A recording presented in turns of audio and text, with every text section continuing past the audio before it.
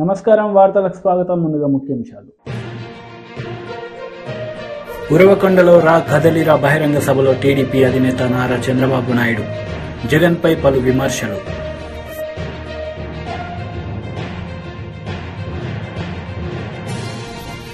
సంగివలస భీమిలిలో ఉత్తరాంధ్ర ప్రాంత పార్టీ కార్యకర్తలతో AP CM Jagan బహిరంగ సభ.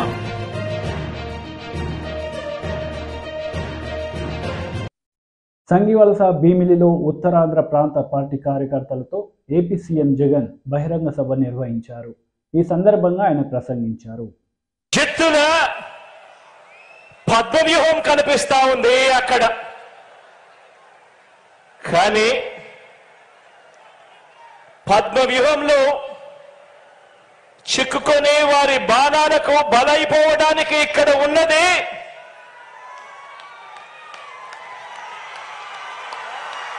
అభిమన్యుడు కాదు, ఇక్కడ ఉన్నది అర్జునుడు.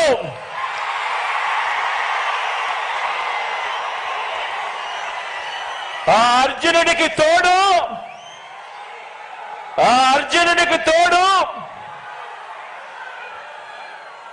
ప్రజలు,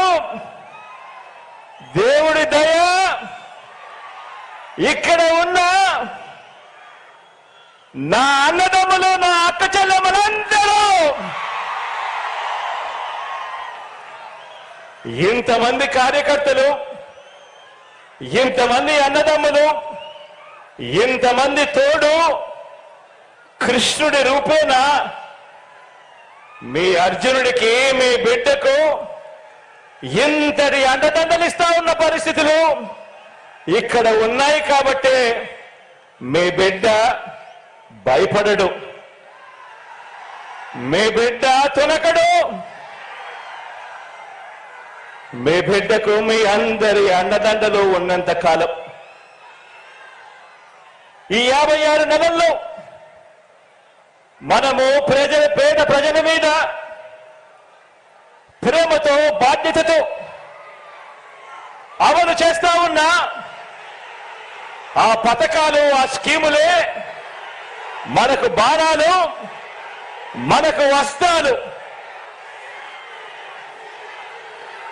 ఈ యుద్ధంలో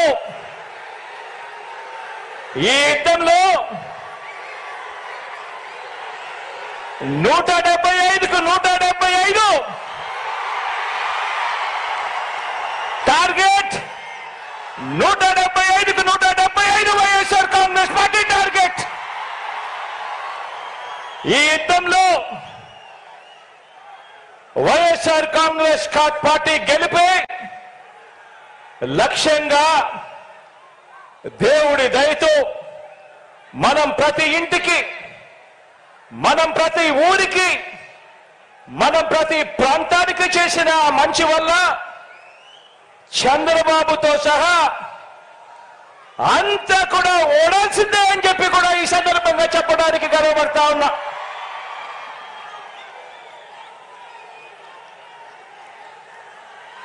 మనకు అంతటి గొప్ప విజయాన్ని అందించే అంశాలేమిటో మీ అందరితో కూడా పంచుకునేందుకు ఇక్కడ ఈ భీముని పట్నంలో ఈరోజు సమావేశమయ్యాం. ఇక్కడ అందరం కూడా ఈ సమావేశం 2024 ఎన్నికల్లో మన పార్టీ జైత్ర యాత్రకు మరో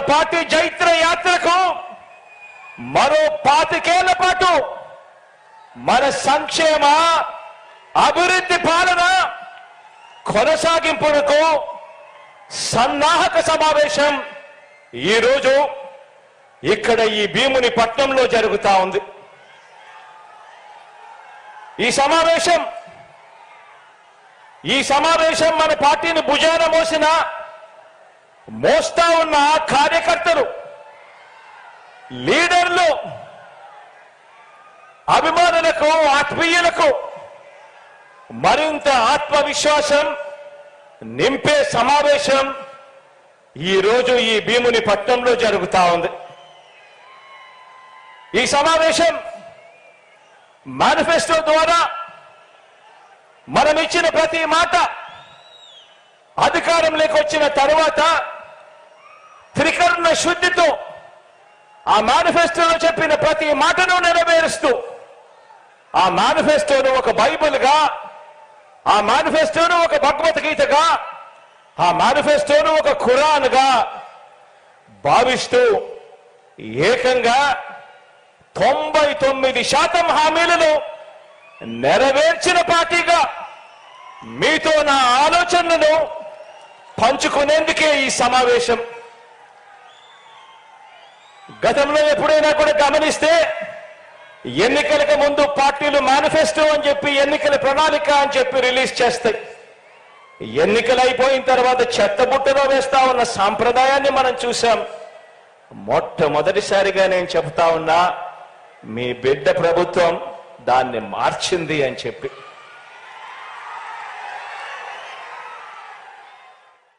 నెల్లూరు జిల్లాలో కాంగ్రెస్ పార్టీ విస్తృత స్థాయి సమావేశం సందర్భంగా ఏర్పాటు చేసిన ఫ్లెక్సీలను అధికార పార్టీకి చెందిన నేతలు చింపివేశారని రెచ్చగొట్టే ప్రయత్నం చేసినట్లు నెల్లూరు జిల్లా డీసీసీ అధ్యక్షుడు దేవకుమార్ రెడ్డి ఆరోపించారు.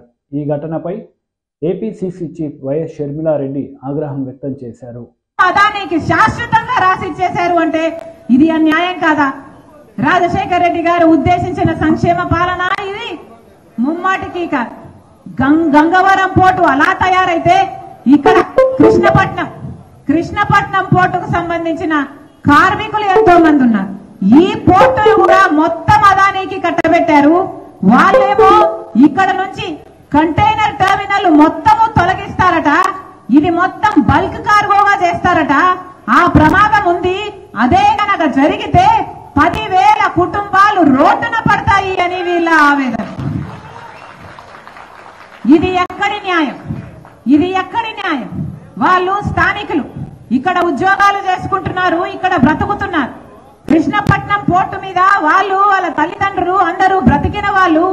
దాని మీద మీరు అదానికి ఇస్తే వాళ్ళేమో ఇష్టానుసారంగా నిర్ణయాలు తీసుకుంటుంటే, వాళ్ళు మిగతా పోర్టులను డెవలప్ చేసుకోవడానికి ఈ పోర్టులో ఉన్న కంటైనర్ టెర్మినల్ తగ్గించి దీన్ని బల్క్ కార్గోగా చేస్తే పాపం ఇంతమంది ఉద్యోగాలు పోతాయి.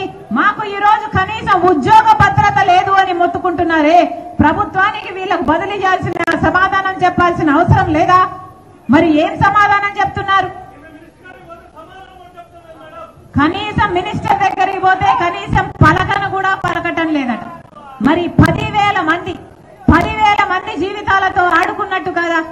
ఇలా కృష్ణపట్నం పోర్ట్ అయినా, గంగవరం పోర్ట్ అయినా ఇలా ఏకంగా అదాని లాంటి వాళ్ళకి ఇచ్చేసుకుంటూ పోతే మన రాష్ట్రంలో ఇంకా ఏం మిగులుతుంది? మనకంటూ ఏముంటుంది? ఇప్పటికైనా మనకంటూ ఏముంది? మనకు రాజధాని ఉందా? ఒక పోలవరం ఉందా? పెద్ద పెద్ద పరిశ్రమలు ఉన్నాయా? ఇప్పటికే ఏమీ లేదు. ఇక ఉన్నాయి కూడా ఇచ్చేసుకుంటూ పోతే ఇక ఏం మిగులుతుంది మన భవిష్యత్తుకు, మన భవితకు, మన బిడ్డలకు? అందుకే చెప్తున్నాం, ఆలోచన చేయండి. కాంగ్రెస్ ప్రభుత్వం ఒక్కటే ప్రజలకు న్యాయం చేయగలదు. ఈ ప్రజలకు న్యాయం చేయడానికి మాత్రమే రాజశేఖర్ రెడ్డి బిడ్డ ఈ రోజు ఆంధ్రప్రదేశ్ రాజకీయాల్లో ఉంది. మళ్ళీ చెప్తున్నా, ఎవరు బెదిరించినా బెదిరే వాళ్ళం కాదు. ఈ రోజు మా ఫ్లెక్సీలను తొలగించారు, ఈ రోజు మా బోట్లను తీసేశారు, మా కార్యకర్తలను బెదిరించారు. ఆఖరికి వాళ్ళ గుండాలే కాదు, వైసీపీ గుండాలే కాదు, ఆఖరికి కలెక్టర్తో సహా మమ్మల్ని అడ్డుకోవడానికి ప్రయత్నిస్తున్నారు. అంటే మేమంటే భయపడుతున్నట్టే కదా లెక్క. వైసీపీకి భయం పుట్టుకుందనే కదా లెక్క. నన్ను ఇంతగా దూషిస్తున్నారే, సోషల్ మీడియాలో నన్ను తిట్టిపోస్తున్నారే, ఇంతగా అడ్డుకుంటున్నారే, మరి మీ వెన్నులో వణుకు పుట్టింది అనడానికి ఇంతకంటే పెద్ద సాక్ష్యం ఏం కావాలి? ఇక్కడ ఉన్నది రాజశేఖర్ రెడ్డి రక్తం. పులి కడుపున పులే పుడుతుంది. ఎవ్వరికి బెదిరేది లేదు. ఇక్కడ ప్రజలకు మేలు చేయాలని వచ్చాము. మేలు చేసేంత వరకు ఆగేది కూడా లేదు. నేను రెడీ. మీరు రెడీయా? నేను రెడీ. మీరు రెడీయా? నేను రెడీ. మీరు రెడీయా? ఉరవకొండలో రా కదలిరా బహిరంగ సభలో టీడీపీ అధినేత నారా చంద్రబాబు నాయుడు పాల్గొన్నారు. ఈ సందర్భంగా సీఎం జగన్పై పలు విమర్శలు చేశారు. కార్యక్రమానికి వచ్చినటువంటి తెలుగుదేశం జనసేన నాయకులు కార్యకర్తలకు అనంతపూర్ పార్లమెంటుకు సంబంధించిన ప్రజలందరికీ పేరు పేరున నా నమస్కారాలు, అభినందనలు, శుభాభినందనలు. ఉరవకొండలో రా కదిలిరా పిలిపిస్తే ఒక చరిత్ర సృష్టించిన మిమ్మల్ని అందరినీ మనస్ఫూర్తిగా అభినందిస్తున్నా,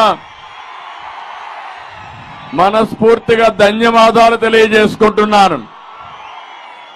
నేను ఈరోజు వచ్చింది ఈ కార్యక్రమంలో మిమ్మల్ని చైతన్యవంతులు చేయడానికి వచ్చాను.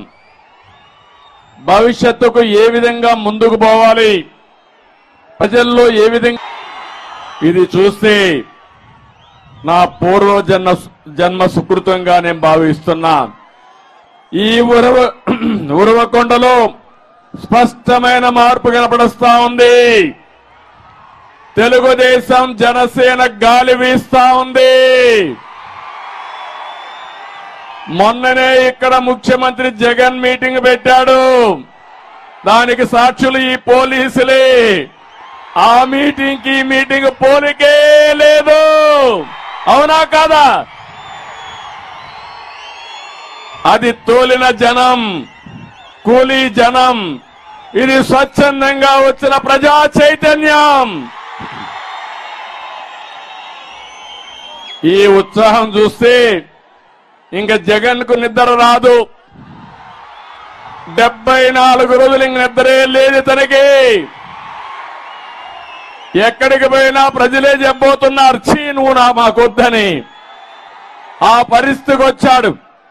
అందుకే 2014 కాదు, 2024 14 కంబైన్డ్ జిల్లాలో గెలిచి చరిత్ర సృష్టించబోతున్నాం.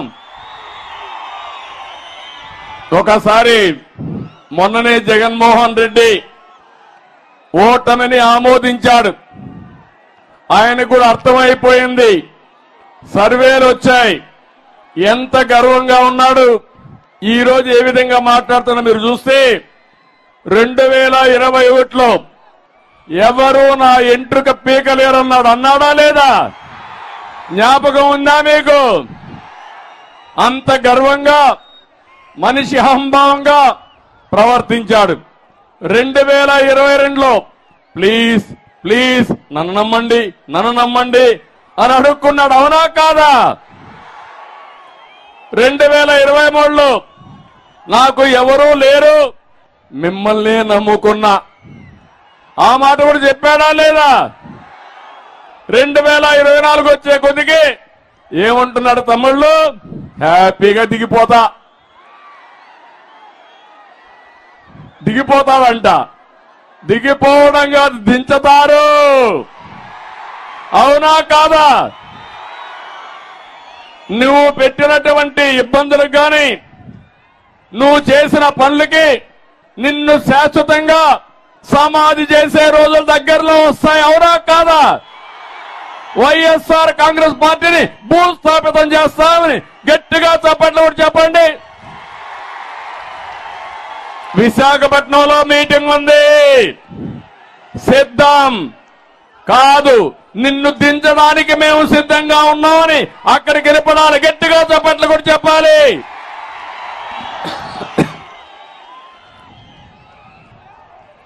తమ్ముళ్ళు, ఆడబిడ్డలు, మీరు ఒక్కసారి ఆలోచించండి. 4 సంవత్సరాల 9 నెలలు అయిపోయింది. 10 నెలలు కూడా అయిపోయింది. కౌంట్ డౌన్ ప్రారంభమైంది.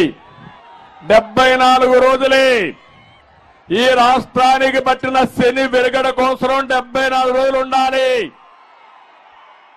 నేను అడుగుతున్నా, ఈ తుగ్లక్ పాలనలో, ఈ సైకో పాలనలో మాజీ మంత్రి జగదీష్ రెడ్డి మీడియా సమావేశం నిర్వహించారు. ఈ సందర్భంగా కాంగ్రెస్ పార్టీ నేతలపై ఆయన మండిపడ్డారు. కేసీఆర్ దాని ఓటింగ్ సరిపోరు, వీళ్ళు కేసీఆర్ గురించి మాట్లాడుతున్నారు. ఏముంటుంది అధికారులు? ఎన్ని రోజులు ఉంటుంది? ఎన్ని రోజులు పోలీసులు వాడు ఏం చేస్తారు? మేము పెట్టలే ఎవరి మీద కేసు, ఒక్క కాంగ్రెస్ కార్యకర్త మీద కూడా కేసు పెట్టలే ఈ జిల్లాలో రాజకీయ కేసు. తప్పుడు కేసులు పొరపాటు పెట్టనీయలేదు మేము. అధికారం ఇచ్చింది ప్రజలు సేవ చేయమని, ప్రతిపక్ష పార్టీల మీద కక్ష తెచ్చుకోమని కేసులు పెట్టమని ఇయ్యలే ప్రజలు మీకు అధికారం. ఇట్లా కేసులు పెట్టిన వాళ్ళు చాలా మందిని శంకరగిరి మాన్యాలు పట్టించారు ప్రజలు. మళ్ళా కూడా పట్టిస్తాం ఈ జిల్లాలో కూడా.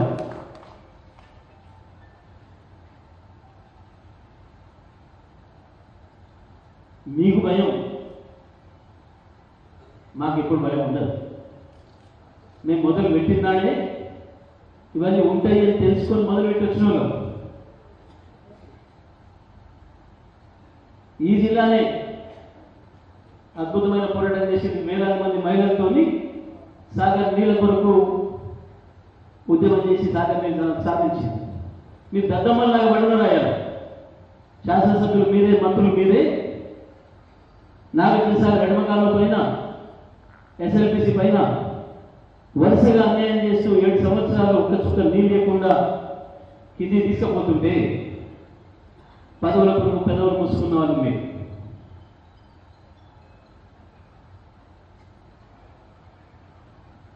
పులిచిత్ర కాంట్రాక్ట్ కొరకు రాజశేఖర కాలు పట్టుకొని నల్గొండ జిల్లాను నాశనం చేసింది మీరు. కృష్ణా జిల్లాని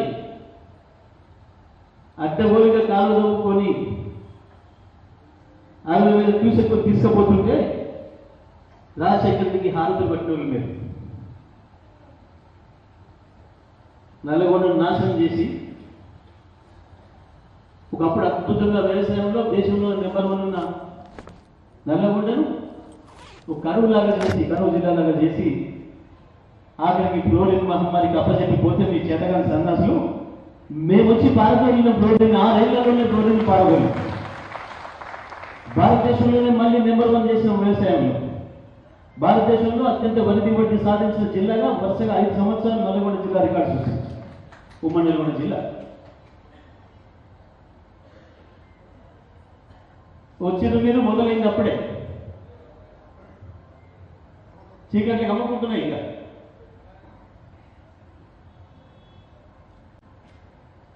తీయండి పోటీ పడి మాతో వరిధాన్యంలో మేము సాధించిన రికార్డు అధిగమించాలి. మీకు చేతనైతే, మీకు దమ్ముంటే నీకు పరిపాలన చేయొస్తుంది. ఆడలేక మందిరోడిందని ఇయ్యడం చేతగాక, హామీలు నెరవేర్చడం చేతగాక ప్రజలకి కేసీఆర్ చేపట్టే కరెంట్ వస్తుంది, కేసీఆర్ చేపట్టే రుణమాఫీ చేస్తారు, కేసీఆర్ చేపట్టే అది రైతు బంధు వస్తాయి. కేసీఆర్ చేపట్టే ఓఎస్ఎల్ సన్నాసులాగా మళ్ళీ కేసీఆర్ అప్పచెప్పి బ్రహ్మాండంగా చేస్తాడు, అన్నీ అమలు చేస్తాడు.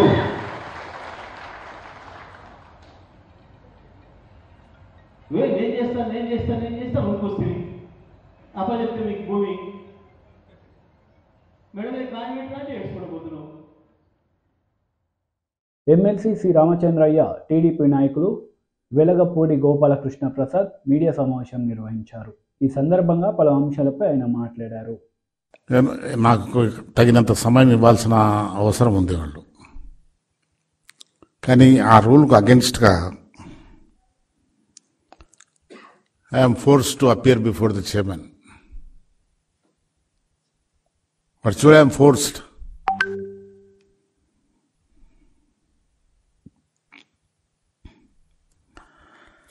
దీంట్లో principles of natural justice prevail అవుతుంది. దాని ప్రకారం బిఫోర్ దే ఇనిషియేట్ యాక్షన్, నా పైన యాక్షన్ తీసుకోకముందే నాకు ఒక ఆపర్చునిటీ ఇవ్వాలన్నా, నా వినాలా నేను చెప్పబోయేదంతా.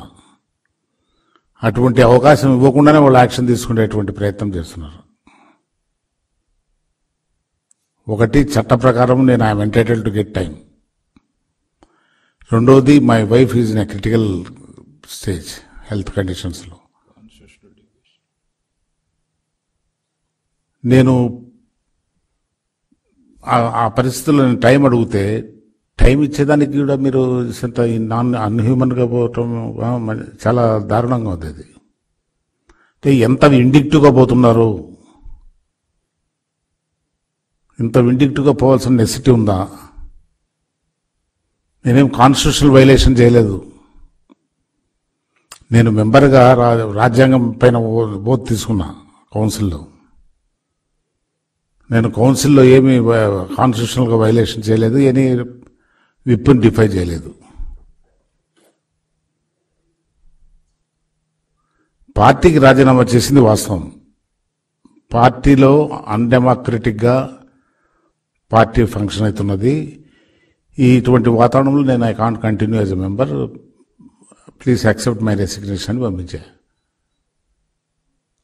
2 రెస్పాన్సిబిలిటీస్, ఒకటి పార్టీకి, ఒకటి కౌన్సిల్కు. కౌన్సిల్లో రాజ్యాంగం ప్రకారం నేను డ్యూటీస్ పర్ఫామ్ చేయాలి. నేను రాజ్యాంగం ప్రకారము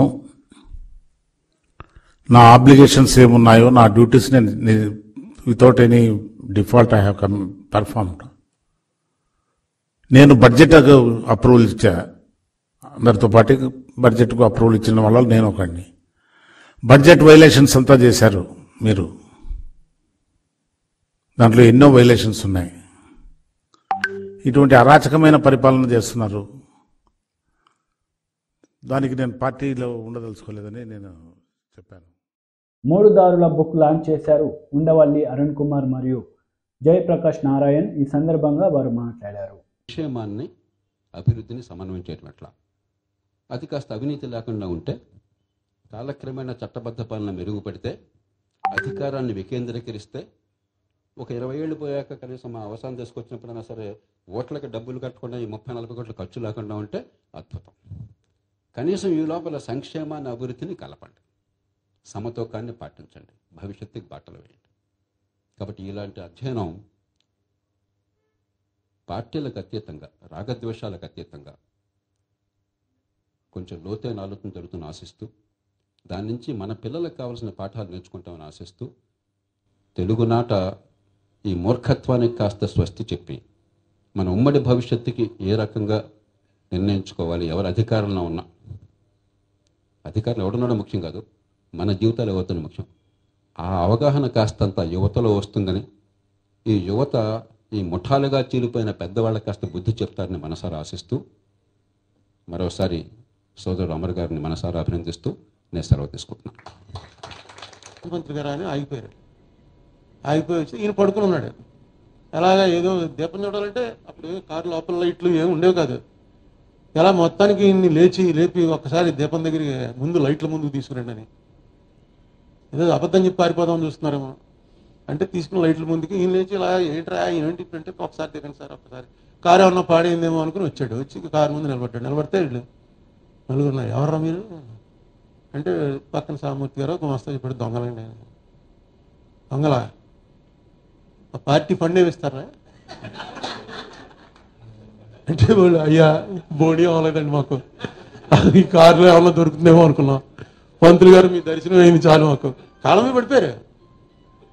ఇటు దొంగతనం, ఆ రోజుల్లో దొంగతనం వాడికి ఎడ్యుకేషన్ ఇచ్చి వాళ్ళు కొంతమంది ఒక జాతి ఉండేవారు, వాళ్ళు దొంగతనాలు చేసుకునే బతికేవారు. అలాగా ఏమీ తెలియని వాళ్ళకు కూడా టంగుటూరు ప్రకాశం పంతులను చూసావరా అనేటప్పటికి కాళ్ళ మీద పడిపోయి దానికోసం బతికారు పొలిటీషియన్స్. పొలిటీషియన్ అన్నవాడు ఏంటంటే ఆ చూడగానే అవతలాడి కళ్ళల్లో ఒక స్పార్క్, అదే వ్యసనం. వీడు నాశనం అయిపోయినా పర్లేదు కానీ అందరూ అన్ని కుటుంబాలు చూసుకోండి, మీకు బిఫోర్ 1952 సంపాదించుకున్న కుటుంబం అంటూ రాజకీయాల్లో ఒక్కటి కూడా ఉండదు. నెమ్మదిగా అలా పతనం అయిపోయి ఎక్కడ పోయేమో తెలియని పరిస్థితి వచ్చింది. దీని ఏదో చిన్నపిల్లలు ఉన్నారు కాబట్టి మీరు కొంచెం ఏం చేయలేదు. ఓట్లు ఉన్నాయా మీకు? ఇంకా రాలే, వచ్చేస్తాయి. ఇంకా 18 ఏళ్ళకే కదా ఓటింగ్. ఏదో ఎక్కడో అది ఇలాంటి పుస్తకాలు వస్తున్నాయనుకోండి, వీళ్ళు రాయగలరు కానీ వీళ్ళు రాయరు. ఇప్పుడు అమర్ అన్నవాడు గట్టిగా కూర్చుంటే ఇలాంటి కథలన్నీ రాసి ఒక మెసేజ్ కింద ఒక బుక్ని రాయగలరు. ఎందుకంటే ఇవన్నీ నిజం, ఇందులో ఇంత అబద్ధం కూడా లేదు, ఇంత ఎగ్జాజరేషన్ కూడా లేదు. 100% సత్యం ఉన్నటువంటి దాన్ని మనం చెప్పేవాడు లేడు, వినేవాడు లేడు. వినేవాళ్ళు ఉన్నారు. నేను ఇది ఎక్కడ చెప్పినా ఇది ఎవడో లేచి ఏం కథ చెప్తున్నాడు అని ఎవడో అనిపోలే ఉంటున్నారు. ఎక్కడో ఉంది మనకి, అలా ఉంటే బాగుండు కదా అని. ఎందుకో దాని వైపు వెళ్ళలేకపోతున్నాం. రావాలి, ఇంకా ఈ బుక్లో పూర్తిగా ఆయన వెంకటనారాయణ గారు చెప్పినట్టుగా అమర అభిప్రాయం. అందుకని అన్నాను అమర అభిప్రాయం నాకు తెలుసు కాబట్టి ఇందులో ఇదే ఉంటుందని కూడా నాకు తెలుసు. కానీ ఆ శైలి ఏదైతే ఉంటుందో అది అమర గిఫ్ట్. మొదలు పెట్టాక మనకి బుక్ మధ్యలో ఏం చదువుతాంలే అని పారేసేలా ఉండదు. మొదలు పెడితే చివరి వరకు చదువుతాం. ఇన్సిడెంట్ని అలా కళ్ళకు కట్టినట్టుగా చూపించాడు, వైస్రాయ్ హోటల్ చూపించాడు, అన్నీ రాసిన ప్రతిదీ. ఎందుకంటే అతను ప్రత్యక్ష సాక్షి. ఆ టైంలో అతను యాక్టివ్ జర్నలిజంలో ఉన్నాడు. ఆ యాక్చువల్ ఆ బీట్ చేసిన వాళ్ళందరూ కూడా వాళ్ళ దగ్గర ఇంటర్వ్యూ చేసి రాశాడు. ఎక్కడ ఇది వాళ్ళ పేర్లు రాయకుండా ఏమి రాయలే. ఫ్యాక్ట్స్ పాలనావాడు అరుణ్ కుమార్ చెప్పాడు, అరుణ్ కుమార్ రూమ్ నెంబర్ 207లో ఉన్నాడు, చంద్రబాబు నాయుడు 209లో ఉన్నాడు. అందుకని అతను చెప్పిందని పరిగణలోకి తీసుకోవాలి. అంత క్లారిటీగా రాశాడు. కానీ ఎంత క్లారిటీగా రాసినా ఈయనకి రాజశేఖర రెడ్డి అంటే లవ్, జగన్మోహన్ రెడ్డి అంటే పెచ్చ. ఇందులో వీళ్ళు ఈ 2 లక్షణాలు ఉన్నవాడికి చంద్రబాబు నాయుడు అంటే పడతాం. సెలవు.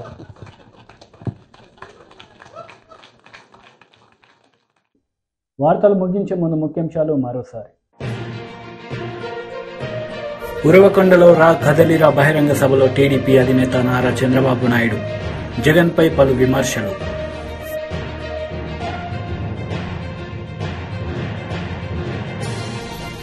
సంగివలస భీమిలిలో ఉత్తరాంధ్ర ప్రాంత పార్టీ కార్యకర్తలతో ఏపీ సీఎం జగన్ బహిరంగ సభ.